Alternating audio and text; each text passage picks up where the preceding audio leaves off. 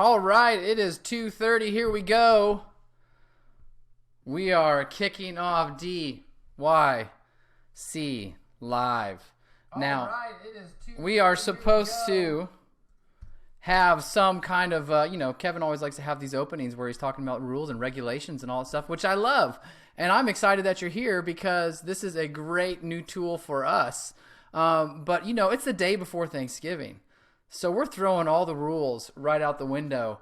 In fact, Kevin was helping me right up to the wire getting this whole magical system set up. So it's really fun to do this. I'm excited to be out here, answer any questions that we have from the audience. And we've got a couple sent in beforehand. But what is DYC Live? I mean, this is an opportunity, again, to engage with all of you, answer your questions, talk about some of those things in a short form video.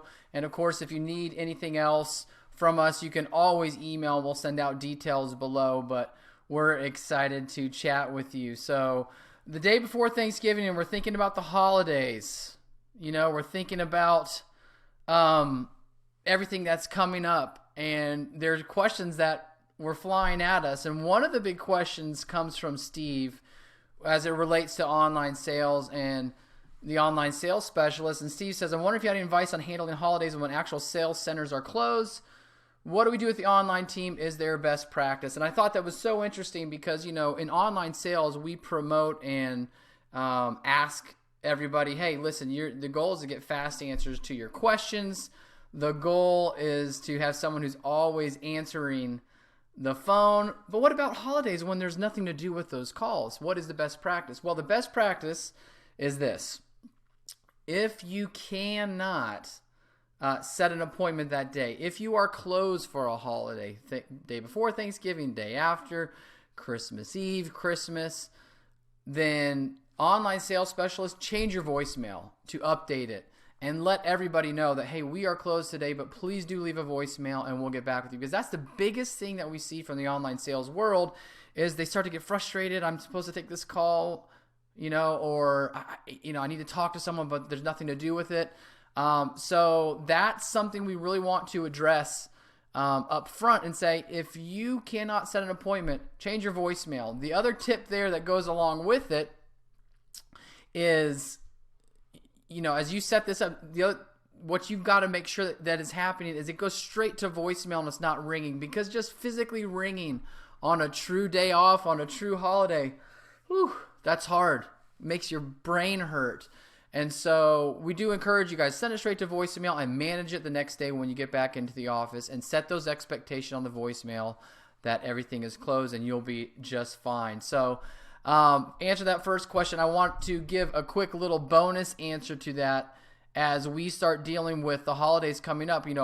People are asking a lot of times, man, the phone's kind of slowing down, or maybe we're not getting as much activity as we used to as it's leading into the holidays. What are some best practices to boost that up? I want to talk about that here in a second, but one thing that we were just discussing the other day with a couple of our partners is sending out that holiday hours email that goes out to everybody. Hey, we have different holiday hours for Thanksgiving, for Christmas, for the New Year's. We will be scheduling around that by appointment. So right now, email or call us to set an appointment. This is huge. This allows you to start generating some interest around those holidays. Know that it's going to be busy because of the way that we're handling it. And then also, it allows you to really create structure on getting something out to a person who's maybe here on the holidays or visiting their family, or someone who is coming out of town and they want to have a place to visit. So something that we like to do is sending out that holidays email out. Very simple, not a big email blast, but a simple holiday email with abbreviated hours, so you guys can get some activity back coming in. A piece of encouragement that I want to give everybody as it comes to the holidays: don't stress about having to put in some more work to get the same results. It's just what happens. We've got a compressed schedule leading up from now until the end of the year. We have 2 fewer weeks, really, when you look at it, when you take into considerations everybody's vacation. So it just seems harder to get people to respond and engage and interact. Absolutely. But so you work a little bit harder for the same results. The second thing that you'll see though is this ripple effect that we see it consistently year after year. We see the second January, 2 hits, 3, people get back in the zone.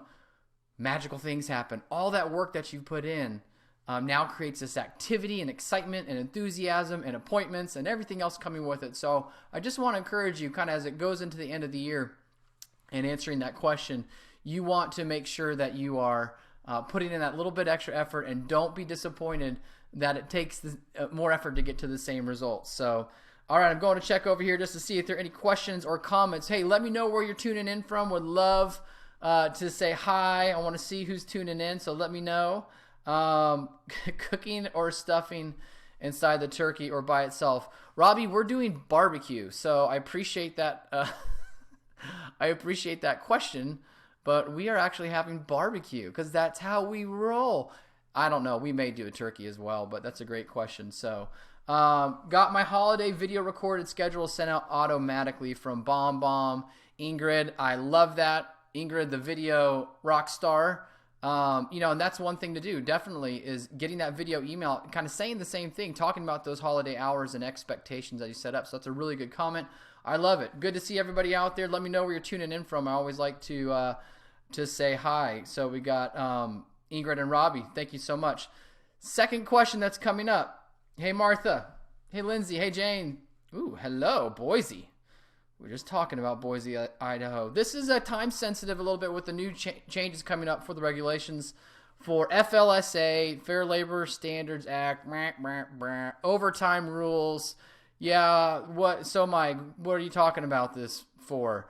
Listen, we get this question and we've got a lot. It comes from Carrie. Do you happen to know other builders that are using classification for the new federal labor laws and their online sales associate? Because there's different buckets in how we classify that. So what are the best practices for managing these new overtime issues? Okay, first of all, I'm going to make the disclaimer. I am not an attorney. I just play one on Facebook Live. I'm not HR, so everybody's going to handle this a little bit different. Here's what is changing. Exempt employees, meaning they can be salary, used to be $23,000 a year. Now it's moving up to $47,000 a year. If you're less than $47,000 a year, you're supposed to go to hourly. We have a phrase we like to use. We don't work by the hour. We work by the awesome. So this can cause a couple of problems because you're not exempt like outside sales is exempt. So it's causing a little bit of hiccup for inside sales and online sales. So just a couple of things to note. If you were hourly before, there's no change really. You're going to stay the same. Everything's going. I'm kind of reading off some notes here because I want to make sure I get this right. Outside sales is different than inside sales. So we're not exempt because we are not writing a contract like outside sales is, and we're not selling out of a place of business or out of the corporate office. So the question is, do we go for exempt status? I think you can. There's a couple ways to do that. Number one, you get at $47,000, if your salary level is close, you can count up to 10% of your commissions for that you're receiving. And so for a lot of you, that might get you to exempt status and you're golden. The second thing that you might do, this has been a suggestion and also a way that a lot of people are handling. If you already know what you're getting by appointment anyway, and you kind of have a track record, you can count up to a certain amount to get you to that $47,000 a year. And then past that, you go to bonus. So that would turn you into a salaried employee hitting that $47,000 mark, or a little bit less with the 10% of the commission. And after that, it's commission. So it's kind of like a glorified draw or something like that. But because we know we're going to hit that number every month, that's worked out well. The final piece is staying hourly. Now, the problem with this, a lot of people go, does that mean I have to punch a clock when I'm answering a call? I'm on call. What does that mean? Does that mean I'm working 70 hours a week? And the answer is no. And I'm going to post something here real quick, actually. If you give me a second, I will put this into the Facebook updates. I'm actually going to comment as myself, so here we go. I just posted up this little FAQ section here. Okay, now this talks about there does not need to be additional burden for logging hours. You don't have to technically punch in and punch out. You just have to have a good recording of your hours, and that includes flex time. Then you have to submit for overtime. Okay, so as long as this is worked out, it seems like that's going to be pretty okay for most builders that we work with. The second part is, what does on-call mean? On-call, check this out. When you read this, an employee who is required to remain on the employer's premises on call, that's logging time. An employee who's required to remain on call at home or is allowed to leave a message where they can be reached is not working in most cases while on call. So there's a big difference of being able to work from home, take a phone call, and jump off, manage it, and then go back to what you're doing versus working in the office. So our encouragement is to sit down with everybody as you go through these overtime rule changes and just make sure that you are good with the hourly and how that works up. If not, work it to where you get to that overtime pay by structuring and doing a draw, kind of a glorified draw coming up into it. So yeah, again, like I said, we're not attorney. We're not HR, but that's our recommendation going to. A lot of people have been asking that. Okay, here we go. Yes, Jane, thank you. We are going to IBS. I see that in there. We're going to do a quick little refresh here to see if any advice. Who's this coming from? Mr. Shore. Hello, good to see you. Any advice for a salesperson, a small builder who does not have a CRM? Ooh. Okay, so I think here's what I would say. So small builder, no CRM salesperson trying to work it. There's a couple of things depending on what you use for your email that can plug right into your email.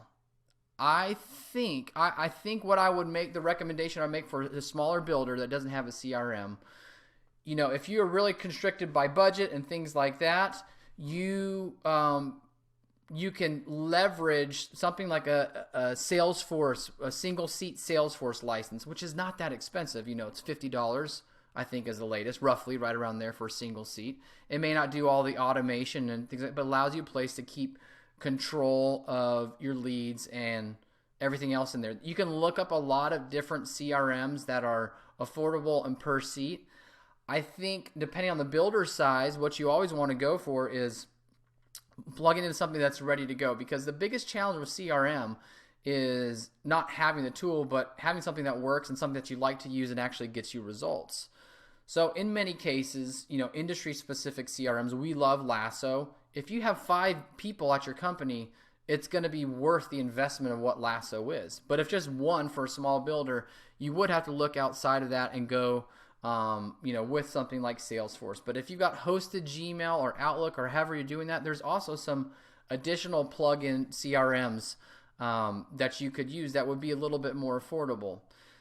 You know, I think the tough part is, you know, thinking about those systems. We know just from implementation, the training, the sales automation, the ability to leverage templates, the ability to set your reminder system that tells you what to do and when. That's the most crucial part of any CRM. So even some of those off-the-shelf plugins that are more affordable don't have those features, and they probably aren't the best. But of course, you can always email us. Jeff, this is a great question. Always email us directly, and we can help you just by lead volume and all that to get you some good recommendations based even on the email program that you use. So I love it. The big answer from that, which thank you for the question, is don't go without a CRM. Make sure that you do have a process and a system set up. Okay, that's good. Thank you, Jeff Shore, for tuning in. Jeff Shore, the king of live. We call him the king of live. We love his live videos coming from Facebook. Okay, we've got time here to do probably one more questions, and that's great. People are commenting. When you work with two builders in the same market, say yes. No. Good to see you, David. Always love your comments. That's great. Here's the question I'm going to ask all of you guys tuning in right now. What are you having for Thanksgiving? Hey, I want to leave you with the message, more important now than ever, especially as we think, you know, we work in the world of online sales where it just seems like we're constantly on call, on the phone, on email, on alert. There is something really special on these holidays where everybody's off for you to take off. So we want to encourage everybody, take off. Do get that time to rest and recuperate. You know, one of the biggest lessons that I've learned just later in my old life, I had my birthday on Sunday, I'm a whopping 37 years old, is that margin is crucial. You know, margin is crucial, especially at this time of the year. A lot of you have had a lot of success leading up to the fourth quarter and wrapping up the year. Take a little time. take a little break, set the expectations for those customers, take a real day off, and come right back and get to it. For those of you who don't have this in place, you need to create a backup plan. That's one of the biggest things that we saw take away from the summit was, backup plan. People weren't able to even take a weekend off, a day off, a night off. That is important. So we just want to say thank you to everybody who's tuning in, and thank you for what you have done for us and shared and everything like that. We love it, and we just encourage you to take a little bit of time off for yourself and create that backup plan. All right, so we're going to wrap unless I see anything else. Yes, good comment. I think Kevin's over there doing his thing, commenting. Don't overcomplicate that overtime rule. You'll be fine. Guys, thank you so much. We appreciate it. Turducken from Will, we like it. Thanks for tuning in. Stay tuned. We'll keep doing more of these. Sorry for the technical errors at the beginning. I told Kevin it's kind of like those nightmares you have where nothing's turning on and nothing's working.